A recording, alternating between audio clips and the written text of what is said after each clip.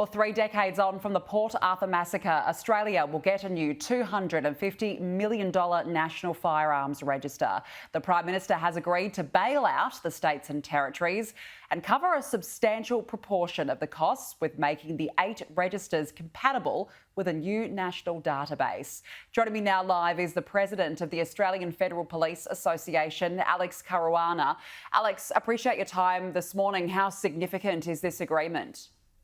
This is a really big move to keep policing and the Australian community safe. What it does is it creates a database that allows real-time information for police officers that are going to attend jobs, and it may help to reduce some atrocities that have happened previously, as we've recently spoken about, those in Queensland and that one in South Australia.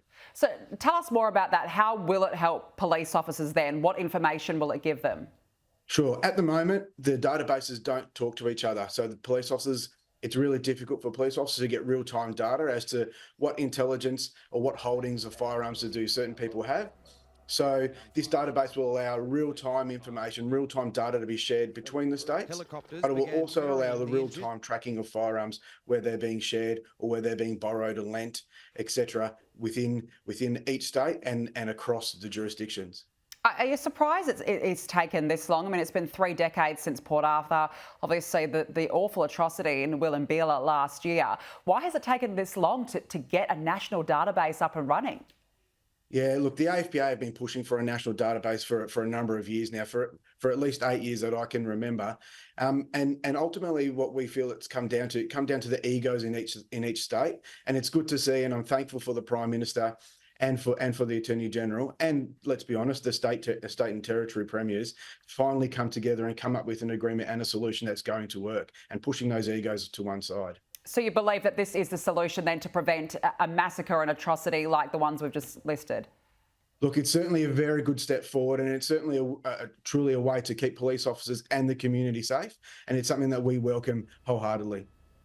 Have officers been worried or scared in the wake, for example, of Willumbilla, in terms of people's access to firearms? Has there been some trepidation? What are officers telling you?